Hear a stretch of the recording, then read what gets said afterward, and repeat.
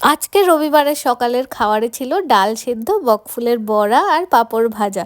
এখানে ডালটা আমি আগেই বসিয়ে দিয়েছিলাম আর বকফুলের বড়া করার জন্য বেসন আর চালের গুঁড়ো দিয়ে একটা ব্যাটার বানিয়ে নিয়েছিলাম, আর সাথে কিন্তু ছিল পাঁপড়। আর এখানে আমি বকফুলের বড়াটা এখন ভেজে নেব। বকফুলের বড়াটা খেতে আমার বেশ ভালো লাগে, আর তা যদি হয় সকালবেলা এরকম ভাতের সাথে, তাহলে তো আরও ভালো লাগে। তো এখানে আমার সব কিছু খাবার রেডি হয়ে গেছে। এখানে গরম গরম ভাত, ডাল আর বকফুলের বড়া, সাথে ছিল পাঁপড় ভাজা। খাওয়া দাওয়া সেরে নিয়েছি। এবার আমার শ্বশুরমশাই এখানে আদা রসুন বেটে নিচ্ছে।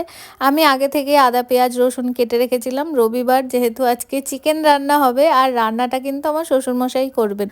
রবিবারের দিন শ্বশুরমশাই আর কি রান্না করে সবাইকে খাওয়াই মোটামুটি। তো এখানে আসার পর এখানেও তাই করছেন।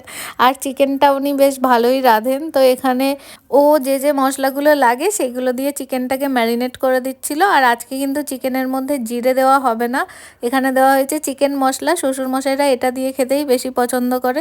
তো এখানে রান্নাও প্রায় কমপ্লিট হয়ে গেছে। আর ভিডিওটি কেমন লাগলো অবশ্যই জানাবেন, ভালো লাগলে লাইক করে দেবেন। ভালো থাকবেন সবাই, বাই।